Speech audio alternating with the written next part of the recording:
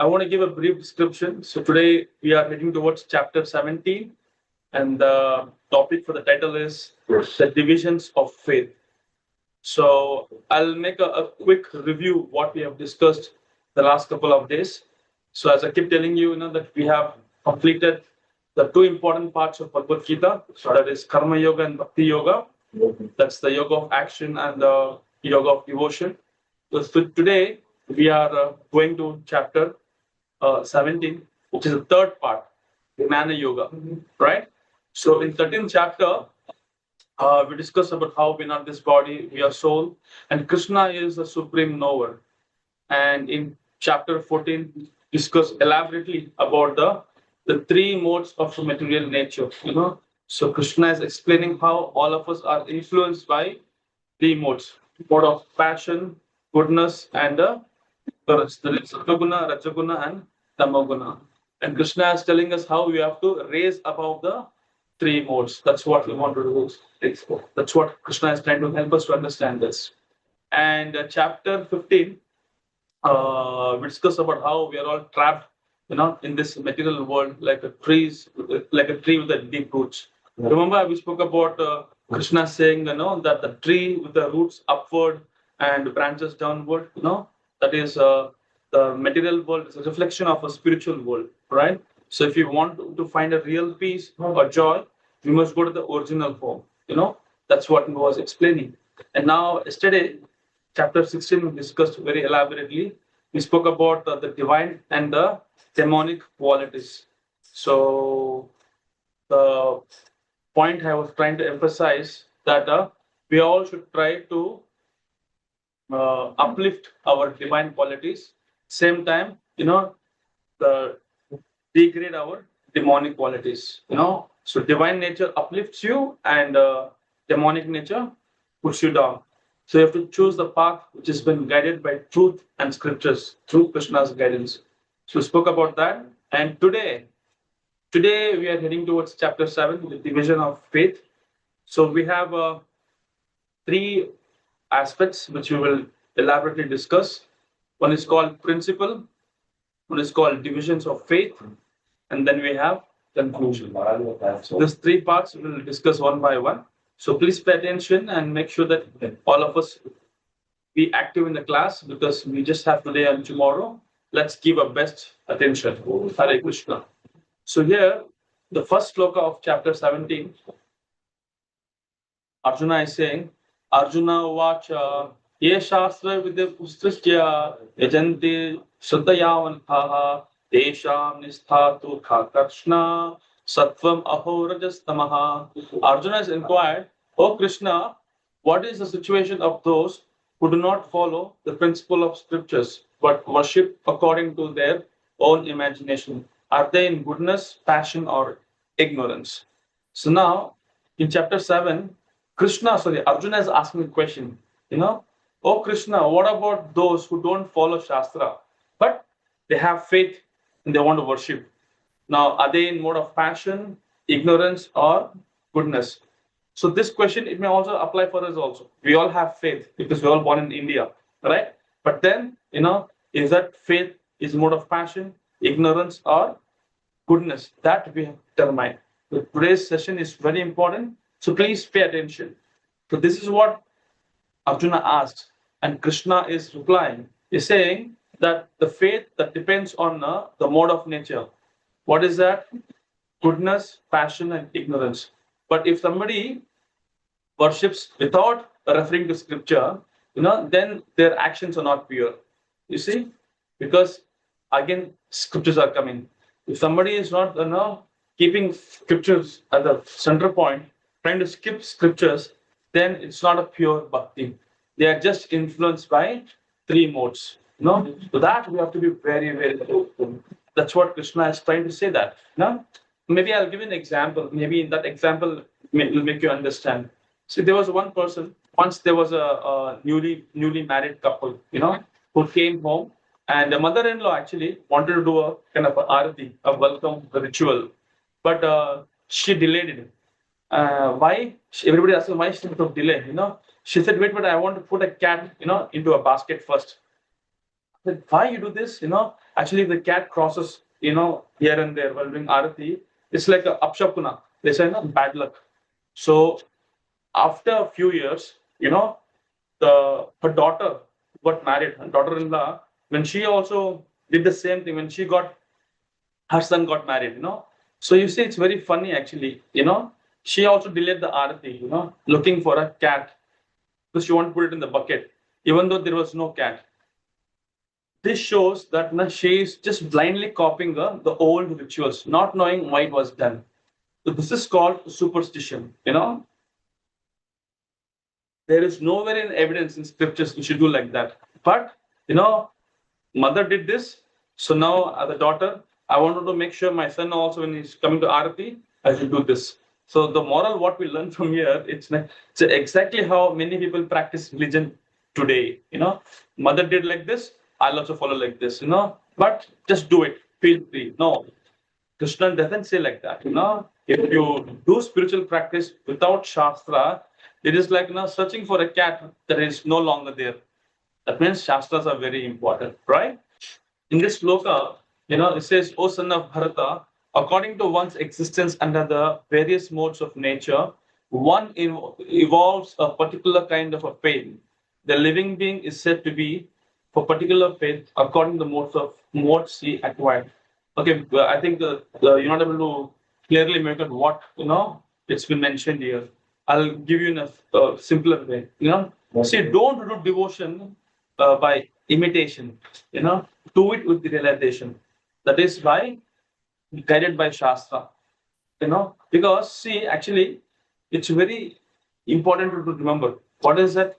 See, faith is good. I'm not saying you should not have faith. You should have faith, but it must be based on the truth, not a superstition like trying to find that cat, even though there's no cat, trying to find that cat put in the bucket, because it's a completely superstition, But the real devotion means have faith, same time also there is a scriptural evidence, scriptural guidance. Then it makes a big difference, right?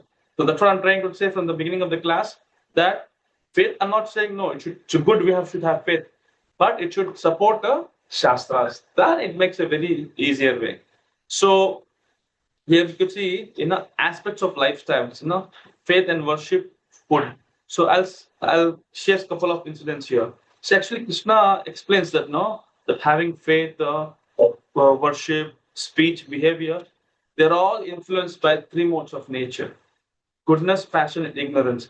I'll give an example. For example, let's say somebody is doing a yajna. Okay. Now that yajna should be in the mode of goodness, then according to Shastras, right? Having no expectation, then it's very pure. But let's say you're doing yajna just to get name and fame, then what does it mean? You want to make sure that look, I'm how spiritual I am. So there is name and fame, there is no God. So scripture doesn't support that. That's why it says posting every rituals. Like nowadays I've seen people do some rituals, they post on Facebook, they post on Instagram. They want to tell everybody, I'm so spiritual. So that is not right. So, and somebody also, I see they worship ghosts, they do like tantric mantras, all these things. These are not supported by Shastras, Such kind of, worship, it causes harm, right? So we have to be very careful about that. Coming to the food, as I told you, something which is very juicy, natural, vegetarian, which increases your lifespan, brings you strength, purity. They all come in the mode of goodness, right? But there are also some food which is like more of what do you say, passion, like too spicy, too salty, like very oily, fried items, a lot of things, So what happens by eating that, it will cause pain, it's called diseases. You become restless. That's why we have to be very careful, So junk foods may taste very good, but it may also harm your body. That's why when your mother gives you food, it's filled with so much of energy in that, it's very pौष्टिक. Though it may not be so tasty like what you get in the outside, Golgappas type, what's Golgappa, right? Pani puri, gini puri, you sell in the roadside. Don't you know, sometimes even the water also is not clean. They just do it like this. Because for them, they need money. But at home, when somebody makes for you, they don't do it for money's sake. They do it to give you a good health. Right? So this is also very important. And of course, what do I say? It comes to mode of ignorance. Sometimes the food is so old, 2 days old food, rotten food. It's not good for health actually. It's like very impure. And one thing is I could say meat. Meat is dead item. So we eat meat, spoiled food, leftover for 3 days. So all these things is completely, against. So we should not use that.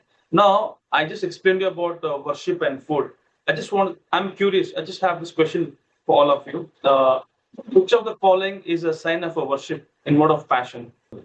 Done for the name, fame, for example, you're doing yajna, and you're putting it in the Facebook, you're putting in the Instagram, you're telling, see how spiritual I am. Actually, this happens even sometimes, you see, when it comes to election time, people come and post themselves, they're very dharmic, but no, because they are doing it only because to gain name, fame. That we should be very careful. Okay. Yeah, this is the right answer. The same thing when it comes to sacrifice, behavior, speech, we'll also discuss. See, generally, when you do sacrifice, it should be done in a scriptural format. Of course, having faith is very important, but somebody doing it a passion, just to get some pride, benefit, not a good idea. You won't believe some people also do sacrifice, they do yajna in mode of ignorance. You believe it or not, I personally have seen this. They're doing yajna, some child has born, they're doing some yajna. You know what yajna they're doing? They're telling all wrong mantras. Somebody has dead, they're telling that mantras, the child has born here. Nobody knows about what the pujari is saying. But this is what it happens, just to get money, people are chanting wrong mantras, and people think, okay, हमारे घर में yajna हो गया, yajna is done. No, we should be very careful, That's why I would say there's one yajna which is like versatile for all the kind of sacrifice. What is that? It goes something like this: Om Namo Bhagavate Narsimhaya Tejas Avirbhavaha Vajranaka Vajradamsa Karmashaya Randaya Tamo Grasa Om Swaha Abhayam Atmani Om Kshuram. This is a very auspicious mantra. And this is very authentic because it is there from scriptures. But people, what they do when they are in mode of ignorance, they chant all wrong mantras. They do completely opposite. In the marriage, the pujari is chanting some other mantras. Instead of marriage mantra, is chanting. Somebody's left the body. That mantra is chanting, but people don't know, and we also pay money for that. Oh, this fellow came and chanted the mantra. That is completely mode of ignorance. So we have to be very careful about that. Of course, when it comes to austerity of behavior, and speech, very important. See, Krishna, he describes 3 types of tapasya, austerity. What is it?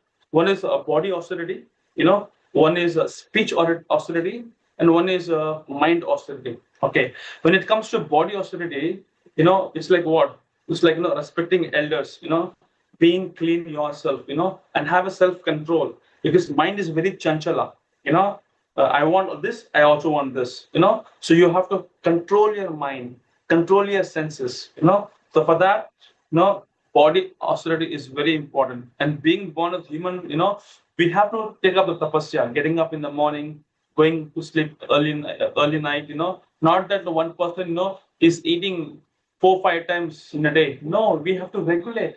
If we don't regulate our life, then it becomes very horrible. That part we have to be very careful. Of course, coming to the speech, wow, I love this, what I want to say. See, speaking truth is very important, especially when you speak something, it should be encouraging, it should be uplifting, not that, no, enough, I don't want to hear from you. No, because it says when you speak, it should be very palatable, it should be very truthful, and it should not be very agitating, because when I say something to you, you should not feel insulted. You should not feel, okay, it's troubling me, You should not feel like, okay, enough, stop, enough, I don't want to hear from you. So it should be very pleasing. It should be very palatable. Same time, it should be very sweet also and truthful. That's why it says, Anudvekam karam vakyam satyam priyahitam chayat swadhyaya vyasanam chaiva vanmayam tava uchate. So I would request all of you to memorize this verse. This from Bhagavad Gita, 17.15, 17th chapter, 15th verse. So I have put it in the chat box. So you just copy that, and try to memorize this. It's a very important shloka. It can make a person a complete different change in their lifetime. Okay. Now, coming to the body and speech, we spoke. What about the mind? Mind has to also be very calm. That also is kind of a tapasya, because when you have that calmness, when you have that, purity in thought, no, then automatically you'll be very compassionate. When you're very compassionate, that means what happens, you will have that, respect towards God. Like you go every day, daily, you offer your prayers, and even when you think also, you think in a very peaceful way. You don't rush fast, right? That's also very important. So mind austerity is that you should be very calm, peaceful.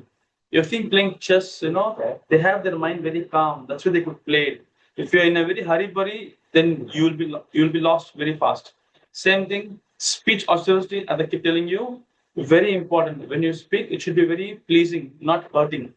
Right? That is also very important. And body austerity, keep yourself very healthy, respect to elders, and take bath.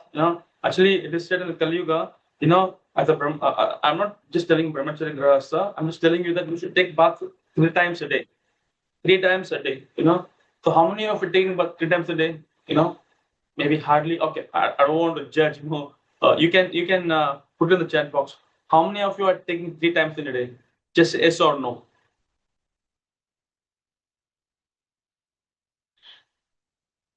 Okay. Many times we say it's no.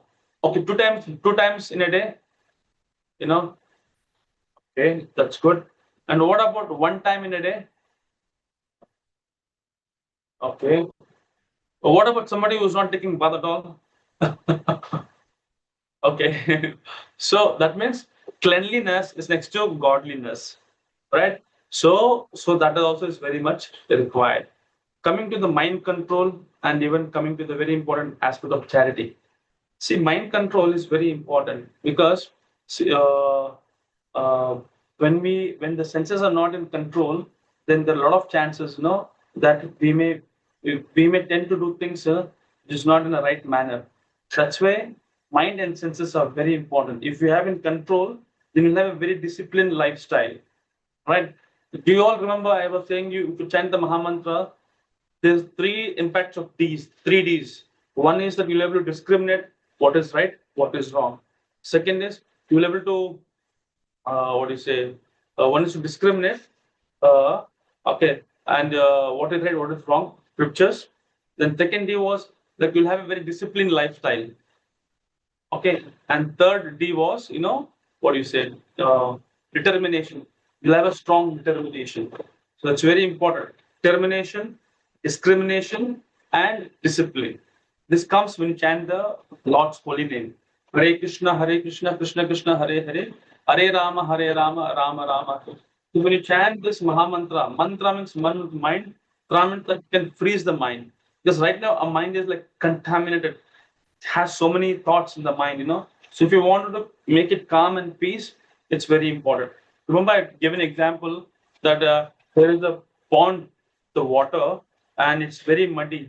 But we just wait for some time. What happens? All the mud gets settled down. Then the water becomes very clean. So like that, mind also can become very peace. Do you all know that mind has the capacity to store, more than thousands of libraries storage in just, see, out of 100%, even if you utilize the mind even for 1 or 2% also, you have the too much of storage. But most of the time, we don't use that. You should start practicing. If practice, things will be very easy to apply. Okay, so it says about charity, donation. See, it should be given the right time at the right place for deserving persons. For example, let's say somebody is constructing a temple. Somebody is very hungry. Somebody is running an online classes. There's a need of some kind of requirement. And that's a very genuine donation. Because it is uplifting. People are helping. All right, that more people can get benefited. So that is a mode of goodness. But when it comes to passion, it's like you're giving some donation, but you're expecting that that you should tell in front of everybody, I gave that money. You should make it famous. That is not good, because that is only help. It's only will create pride. Pride is not good in bhakti. And of course, when we have charity, ignorance, charity and ignorance. What happens when you give to the wrong people? I'll give a classic example. I have this experience in Bangalore. See, once what happened, the election was going on. So to get the votes done, people were literally giving liquor bottles to everybody. Said you liquor bottles. And then what happened? Some people were drinking and asking that you also give a vote, we're giving you a liquor bottle. That's the right way. And what happened because of that? There was a fight. The whole that spot was, like some chaos happened, and then it was cancelled. So this all happens. This happens because you're giving donation or charity in a mode of ignorance. You should be very careful when you do that. That's why it is said in the Shastras that the Shraddhavan labhate jnana. What? Shraddhavan labhate jnana. That means only one with the faith carried by Shastras, they only truly get the spiritual wisdom. All right. So I have this question for all of you. That see, the real devotion is just not a kind of rituals. It's about purity, purity in food, faith, action, and also supported by scriptures. See, from the beginning till the now, I'm telling you only one thing. Whatever you do, it has to supported by scriptures. Then it becomes more bona fide, more authentic. We're coming to a very important aspects. We're going to speak about three brothers. Okay, Vibhishan, Ravana, and Kumbhakarna. See, we're going to see how is their lifestyle based on the scriptures. Okay, we all know Vibhishan. Vibhishan would be able to discriminate what is right and what is wrong, because he could give up his bodily attachment with family, and worship the supreme Lord Rama, chanting the Lord Rama's name. When it comes to Ravana, he was intense greed. He was like always into sense gratification. Always, want me, I, mine. That is what. And Kumbhakarna, what do I say? Used to eat all saintly people and sleep for 6 months. So like used to eat always. Now I'll explain you one by one. Okay, let's start with the three gunas from Ramayana impacting on Vibhishana, Ravana, and Kumbhakarna. Let's start with the Vibhishana. You could see Vibhishana, though he could see that what do you say? He was Ravana's brother, right? So if you see, he was always in mode of goodness. I would say Sattva guna, Vishuddha Sattva guna. You may ask, how is that possible? Actually, Vibhishana saw that Ravana was doing wrong by kidnapping Mother Sita. So what happened? He left his brother and then he surrendered to Lord Rama, choosing truth over attachment. You won't believe, he always give a right advice in the war, even though it's gonna cost him dearly. Still he was very honest. He was actually, even Rama was not knowing how to kill Ravana. It was Vibhishan who told that there is a kind of special stuff in his heart. You have to actually throw your arrow over here. That's what even in that situation. You could see Ravana is giving the right advice. You won't believe. Actually, even his own son was killed for dharma. You may ask, how is it? I'll explain you. Vibhishan had a son. Okay. Now, Vibhishan was a great devotee of Lord Ramachandra. Right. Even though he was Ravana's brother, he joined Rama's side because Rama stood for dharma. But during the war, something very surprising happened. What is that? Vibhishan's own son, he fought on the Ravana's side. Yet, even while fighting, Vibhishan's son was chanting Rama, Rama, Rama, he was chanting, But he had a faith on Rama. But the problem is, he was in Ravana's side and he was killing all the Rama's army, the Vanaras, So Lakshmana had no choice. What he do?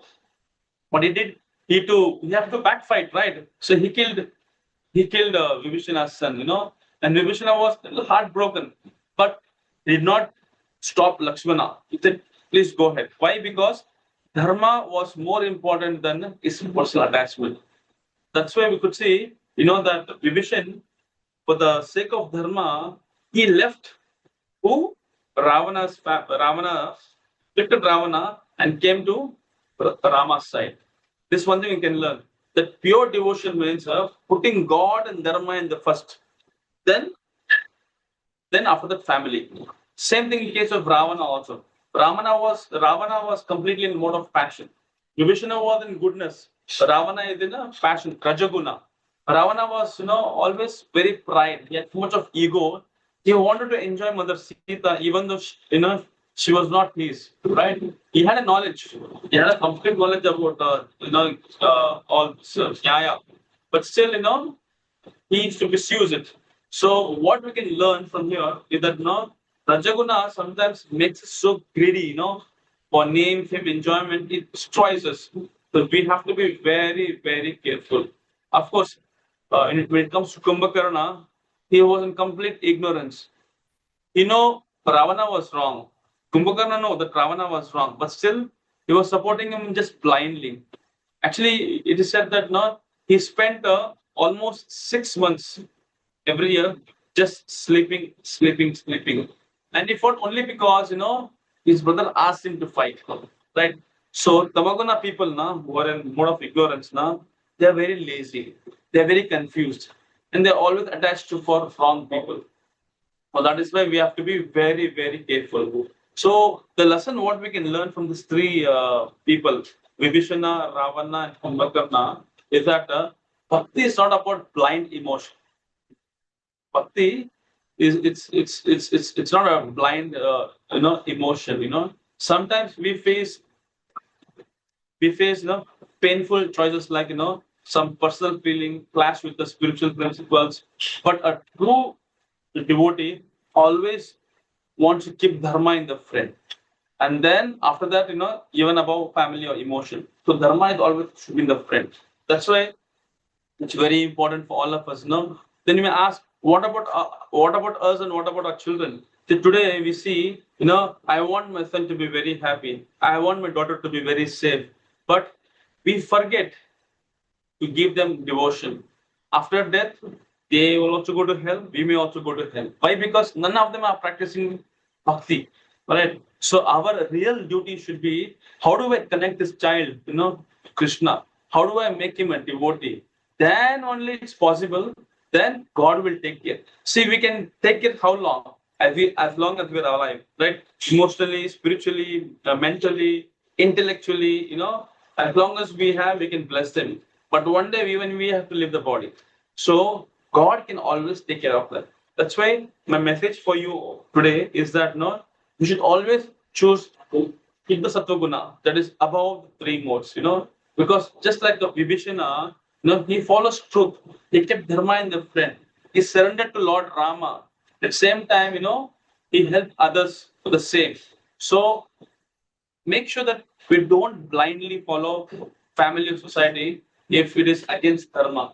A child is playing mobile phone for a very long time. Still, you say, no, my child. You should know that by doing this, your child will get spoiled. Certain things you should take decision. If you don't take decision, then it's very difficult. See, when the plant is when you're growing plant, if it's bend, you can make it straight. But once the plant becomes tree, you can't bend. You have to cut it, right? That part you should be very, very careful. That's why I would say, that Ravana followed ego. Because of that, he fell. Kumbhakarna followed blindly. He fell.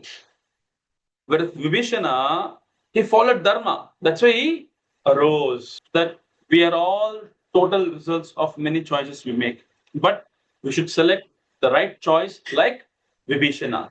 Then it will be very, very helpful for us. Because, see, we all have Sattva-guna, Rajaguna, Tamaguna, right? Because that's a part of our life. We are all conditioned souls. But we should try our best that we should come to the Vishnu Sattva Guna. That's why I keep telling you, many of the monks, what they do, they wake up in the morning, because they know that it's a very special time, So that's why no matter what happens, that time they should be awake. No, it is said that those morning Brahma Muhurta time, no, all the Sapta Rishis are very much alert to see who's doing what. Right. So that moment we have to be very awake. And as I told you from scriptures, it's mentioned that whatever you do in the morning, it's compared to doing 5 times in a daytime. So it's very special. Even for the students also, best time is to do it in the morning. And that's why what we do, we chant the name of the Lord in the morning. Because if you do it in the daytime, it keeps on going late night. That is one thing I wanted to share. Of course, the lesson for life is that this Bhagavad Gita is the best self-improvement book.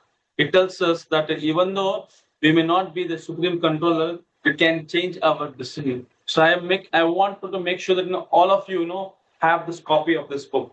So I'm expecting that that before this 18 days course, by today and tomorrow, you please order or purchase one book of this and keep with you. Okay, I'll tell you one story. Then you understand why I should have a copy of this book. There was one woodcutter, used to collect woods. One day, Yamraj, the god of death personification, he came in the form of a snake. Yamraj came in the form of a snake to bite this guy, woodcutter. Just then the woodcutter, he saw some tulsi plant nearby. He just plucked some tulsi plant and he thought, maybe I'll offer to the Lord. So he picked the tulsi plant with the wood. He was going and he told, he saw one pujari. He said, Pujari, can you just give it to the Lord? Pujari could sense, there's something is kind of apshakuna, something inauspicious he could sing. So he said, no, you do one thing, you only go offer, he said. That Bhakta said, you only go offer, anyways you're going, then you only offer. Now this person, he took the tulsi and the wood and he went in nearby temple and he offered the tulsi to the Lord. What happened? That time the snake is supposed to bite and make him die. Something different happened. What happened? Actually, snake did not bite. Rather, his death was postponed. So this shows that because he offered tulsi to Lord Vishnu, he was saved. Now may say, oh, is it like that? If you have tulsi means you will not die. No, you will die. But what I mean to say is, even a small act of devotion, like offering tulsi, can change our karma. Because life is not just about living long; it's about using our time for bhakti. That's very important. So if you engage in devotional service, our destiny can change. Now, I'm going to give you a live example. You can try this and let me know. Okay. If you have any palmology, you just show your hand. You'll see your hand. You'll do this problem is there. In that 1 week, after showing for 1 week, you do a lot of kirtan. You clap your hands in front of the Lord. Again, you show. He'll tell you, hey, your what do you say? Lakir, your hand marks all been changed. Because it is mentioned in the Shastras also, when front of the Lord, when you're doing bhajan, kirtan, clapping your hands like this, all our anarthas, papas will go away. That is why it has been recommended that we have to do kirtan, clapping our hands. Not that you're doing some kind of exercise. No, friend of the Lord, when you're chanting the Lord's name, like Hare Krishna, Hare Krishna, Krishna Krishna, Hare Hare, Hare Rama, Hare Rama, Rama Rama, Hare Hare. Now what is happening? I'm chanting the Lord's name. I'm also clapping my hands. So by clapping the hands and chanting the name, all the anarthas will go away. Just like in a tree, there are some birds sitting, and you go and clap your hands loudly. You do like this. What happens? The birds will fly away. Right? So similarly, friend of the Lord, when we clap hands, and do kirtan, all our anarthas and papas also will fly away. That is why this person, he just offered tulsi for the Lord. His death was very near, but it got postponed. That's why I'm telling you, a small tulsi can make a big difference. That's why when we when we eat something, first we should offer to Lord Krishna, and then you have to accept the prasadam. because even a little devotion is so powerful, it can change one's karma, and it can also extend life, and it is very pleasing to Lord, right? That's why I keep telling you. So let's not just live for comfort, but live for Krishna. Very important. Do you all remember in the second chapter, we discussed elaborately about the sloka. It's called Neha Vikramana Swasti Pratyavayuna Vidyate Swalpa Api Asidharmasya Trayato Mahato Bayat. So the meaning of the sloka is, see, in this endeavor, there's no loss of diminution. Little advancement in this path can protect one from a most dangerous type of fear. So even little seva also if you do now, you will be saved from a very dangerous path. Krishna is telling you in Bhagavad Gita. This is from chapter number 2, verse 40. Okay, I'll put it in the chat box so that you will try to. I'll put the sloka also. Just give me one moment. You all can find what's the meaning of that. Okay. Yes. This is from Bhagavad Gita Chapter 2.40. It says, Neha Vikramana Swasti Pratyavayuna Vidyate Swalpa Api Dharmasya Trayato Mahato Bayat. So it says, even little seva also you do na to the Lord, you will be escaped from the great danger. Just like this boy was offering a tulsi to the Lord, he was really saved by Yamraj. Right? It makes a big difference. Okay. So we should have faith and we have to worship. It makes a big difference. Okay. Now, here, sloka number 4, it says, Yajanti Satvika Devan Yakshar Shami Rajasaha Vitan Bhutha Ganam Chande Tanti Tamaso Janaha. Men in the mode of goodness worship the demigods. Those in the mode of passion worship the demons, and those in the mode of ignorance worship ghosts and spirits. What does it mean? It means is that very simple explanation I'm going to give you. We all have faith, and is all worshiping the same? Let us check. Actually, let me ask you something. If someone is doing puja in cremation, to harm others using black magic, is it good or bad? It's bad, right? Another person is worshipping a movie star, building a temple. I heard in Tamil Nadu there's a temple called temple of one Mataji of Khushbu, I believe. I do not know. I just heard it, that they have made a temple, and then will she become the Kula Deva? No, no. All this is completely superstitious. No faith, no scriptures are supporting, right? And someone else is worshipping the Lord Vishnu with love and devotion. So all is the same? No, right? Everything is different. So we have to be very, very careful, So today, I'd like to share some very important examples.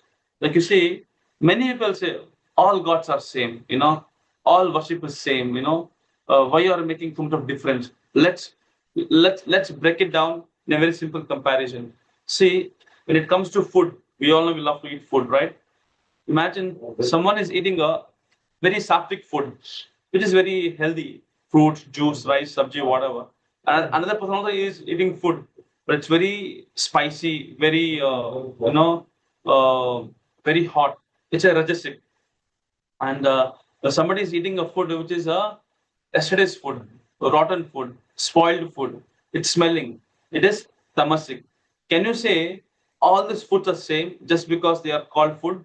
No, absolutely no, because the effect is different. The quality is different. Some say worship also has qualities. The Shastra explain this very clearly. Very clearly. They say there are types of worships according to different types of gunas.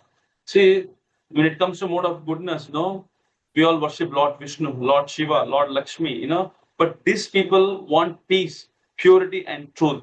Somebody are worshipping in a mode of passion, they worship leaders, politicians, celebrities, movie stars, Why? Because they want to get some name, fame, power. But that is not good. That is in passion. And what about ignorance? Oh my God, what do I say? People worship ghosts. They do black magic. It's done to harm others. It's a completely selfish reasons. Now you tell me, is worship in a cremation ground and also somebody chanting the Lord's name. Is the same in the temple? No, it's different. It's completely, opposite. That's why I want to give you a very funny but true example. See, in Tamil Nadu, some people made temples for actors and actresses. Tomorrow, if this great grandchildren may say, okay, this actress is my family deity, my Kuladeva, whatever. I already mentioned the name also. Just imagine if everyone makes their own temple, for their favorite actor or a friend and calls it, he's my God. What will happen? Our Sanatana Dharma will get destroyed. That's why we have to protect our Sanatana Dharma. That's why we must follow Shastra, not just emotion, not just passion, not just popularity. So the conclusion what I want to give you today is that no, right worship matters a lot. Why? Because worship is just not about offering something. It's about who you worship and why. Very important, right? Who and why. Actually, somebody is worshipping Krishna, somebody is worshipping Govinda, somebody is worshipping Narsimha. They all come in a Vishuddha Sattva Guna, Shuddha Sattva, in the pure platform. And also it's been guided by scriptures like Bhagavad Gita and Srimad Bhagavatam. And it purifies one's heart actually because it gives us peace, and you feel like by doing this you'll go back to God. That is very important. But let's not treat all worship as same. Just like all food is not same for health, all worship is not same for the soul. Those who undergo severe austerity and penance, not recommended in the scriptures. See, not recommended in the scriptures. Performing them out of pride and egoism, who is impelled by lust and attachment, who are foolish and who torture the material elements of the body as well as super soul dwelling within, are to be known as demons. What does it mean? Actually, what we want to say here is that some people they do very harsh, extreme form of worship, like too much of fasting, too much of painful practice. But is this kind of worship is recommended in Shastras? Example, Hiranyakashipu. Hiranyakashipu did such a strong tapasya that even the super soul being in the heart was disturbed. So this kind of actions don't please the Lord. Why? Because you have an ulterior motive. No, okay, if I do this, I'll get this. This is not at all devotion. No, it's not at all bhakti. So for that, we have to be very, very careful. Okay. Now, look at this. This is called excellent worship, the purest form of worship. Why? Because somebody is worshipping the bona fide, and it's mentioned in the scriptures. Somebody is worshipping Krishna, Balram, Radha Krishna, Govinda. It's been mentioned in the scriptures, and this is full of devotion and then love, and there's no any harness. Okay, I'm going to share you a very interesting story. I think not everyone would have heard about this. Please pay attention. I'm going to ask questions based on the story. This is about a past life of Prahlad. You know about Prahlad, right? A past life. Actually, in the previous life, Prahlad was not a devotee. Prahlad was not a devotee. He was just a regular boy enjoying worldly life. One night, you know what happened? While trying to impress his girlfriend. Oh my God, what am I feeling about this? Yeah, exactly right. This Prahlad was not a devotee in last life. So he wanted to impress his girlfriend. So he went to a kind of a place to stay there. And he it was like an old cottage, and he did one good thing. He cleaned that whole cottage, because it was broken actually, and he stayed there actually, and almost for 7 hours, he was just trying to keep the place clean. And in the early morning when he woke up, he discovered that that was not a cottage or a broken house. It was a forgotten temple of Lord Narasimha. So though unintentionally he did a service of cleaning that place, he came to know that it was a temple, not a lodge or a cottage. As a result of this, he was blessed to be born as a devotee in the next life. You see, even in a demonic family, we could see that Prahlad became a dear to Lord Narasimha. What an amazing pastime, right?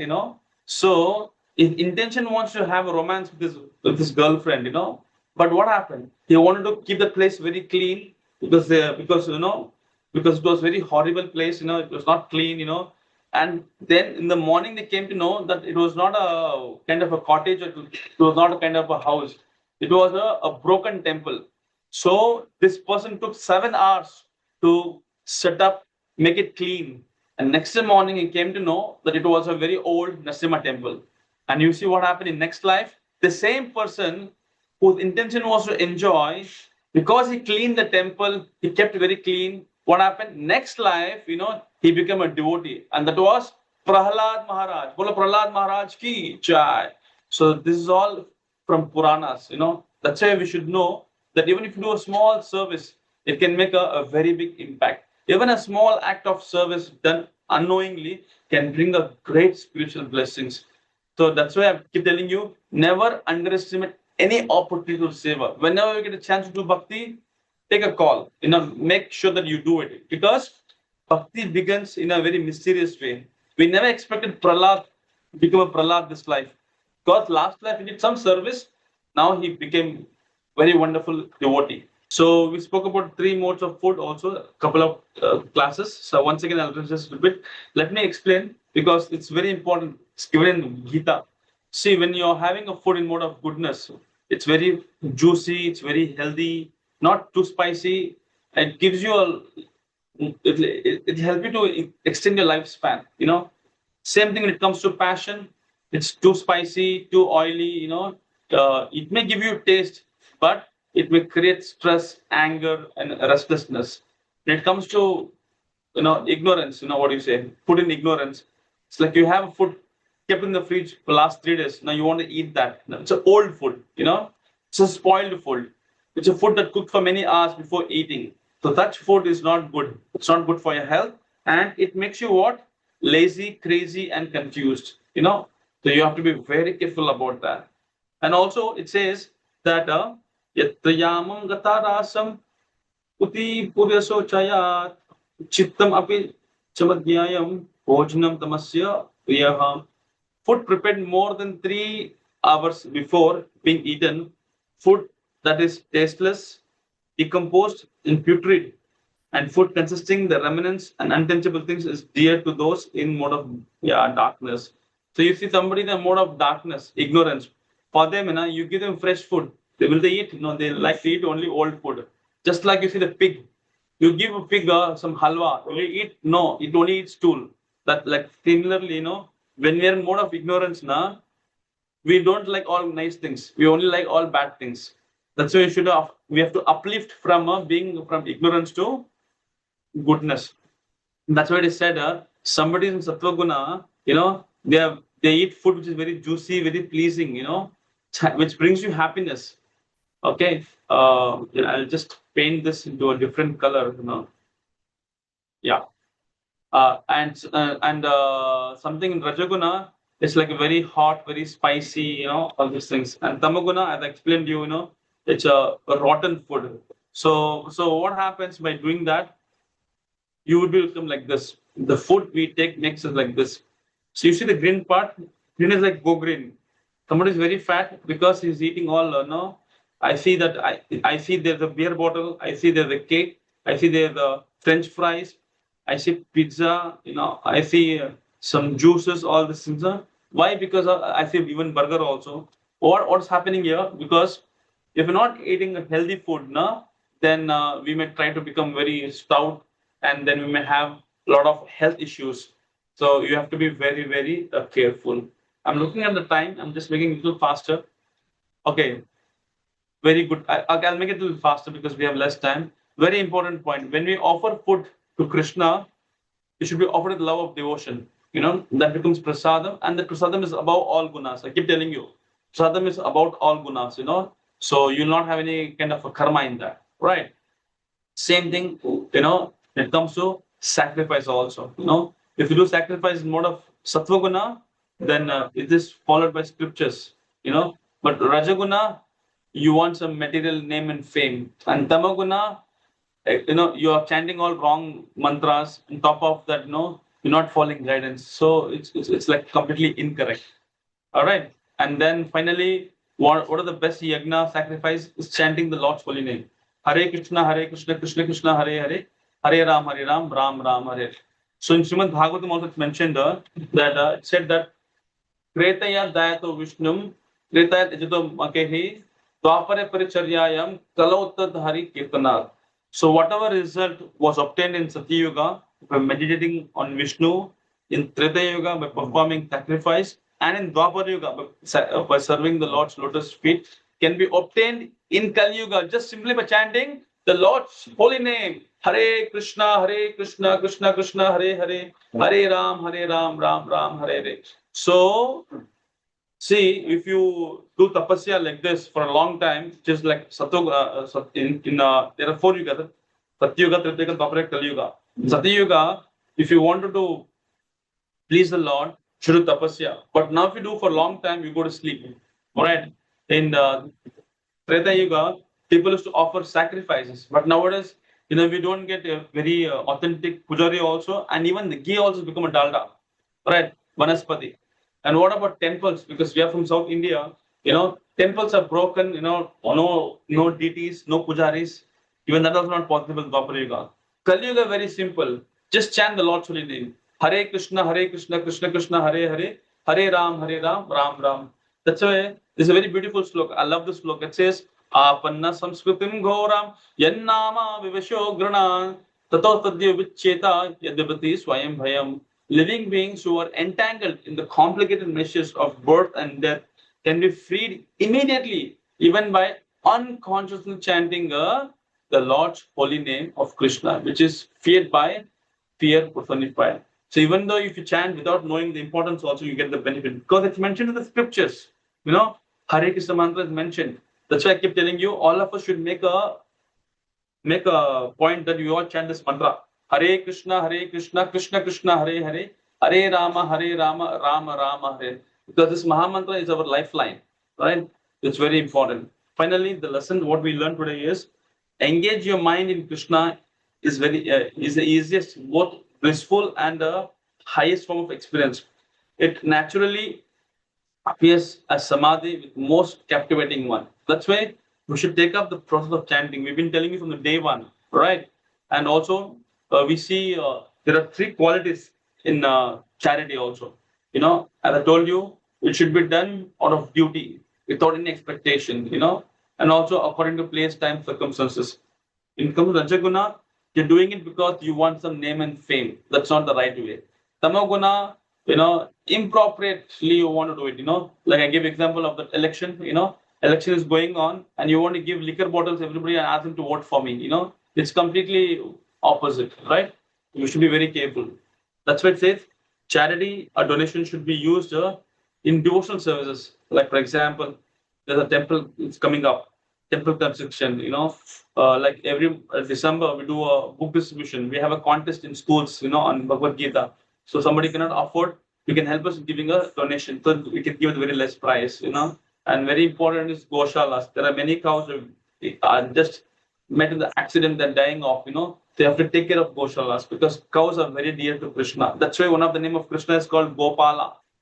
Krishna does not look at what we give. He only sees what we try to hide. Okay, it's in the screen. I'll repeat once again. Krishna does not look at what we give. He only sees what we try to hide, So if you have something, if you don't want to give, then Krishna is looking at that. So make sure that you do the right thing. Okay, I'll not take much time. This is my last slide of the day. It says, Om Tat Iti Nirdeshu Brahmanas Tri Vidhi Smrta Brahmanas Tena Vedascha Yagnascha Vihita Pura. From the beginning of creation, the 3 words Om Tat Sat were used to indicate the supreme absolute. These 3 symbolic represents were used by Brahmanas while chanting the hymns of Vedas and during sacrifice for satisfaction of supreme. So this is a conclusion. Now, what do we mean by Om Tat Sat? Okay, see, not everybody can chant any mantras. Right?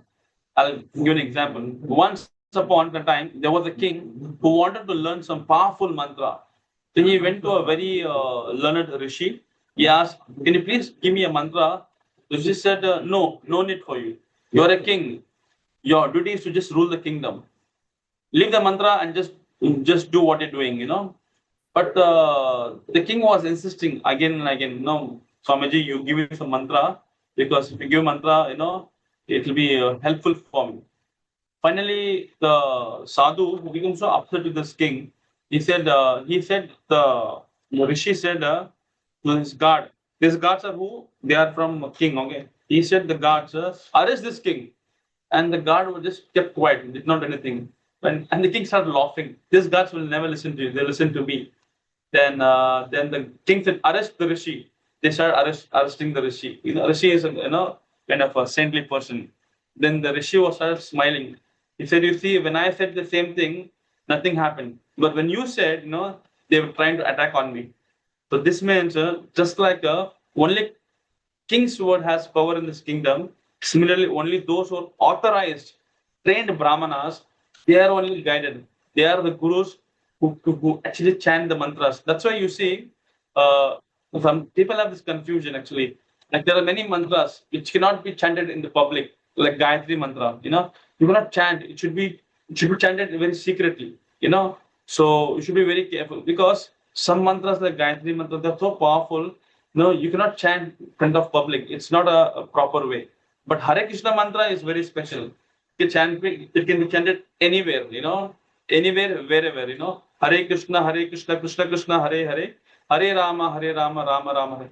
Anyone can chant at any time, anywhere, because it's the purest sound for this modern age. So even someone chants by mistake, still it's going to benefit. But anyone who want to do prayers, charity, puja, it should be done with faith. If it's done without faith, without scriptures, then there is useless. That's why whatever you do, make sure that you do it in a form of akarma platform. Remember Nishkarma, Karma Yoga, Akarma, right? Yeah, that's a real offering to God. So today, from beginning till the end, we just spoke about one thing. The gist of all 17 chapter is that whatever we do, it can be eating, charity, donation, worship, should be all done in the Shuddha Sattva, pure goodness. Then it becomes very meaningful and it will be very pleasing to Supreme Lord. So I'll do a quick review what we have discussed today. So we discussed about different types of faith. A faith having in a mode of goodness, mode of passion, mode of ignorance. Then we also spoke about whom they worship, how they eat, give charity, do austerities. We spoke about that. And finally, we say that do everything, charity, sacrifice, discipline, everything with faith, not pride, no selfish desire. Then it can purify and pleases the Lord. Finally, the message I want to convey you today is that your faith can shape your life. So keep it pure and connect to the God as per the scriptures. Then it's become very easy. All right. So thank you once again for your wonderful time. And tomorrow we're going to speak about chapter 18, last chapter of our 18-day session, the perfect offer renunciation. That's a conclusion. It's going to be a grand finale. Don't miss the last and the most powerful chapter, because chapter 18 ties it all together. I mean to say, it reveals the path to true freedom and devotion. So people may have a confusion of clarity. So this is a conclusion. Tomorrow is our final session, and tomorrow we will uplift and get inspired, because we're going to speak about 18th chapter, conclusion, the perfection of renunciation.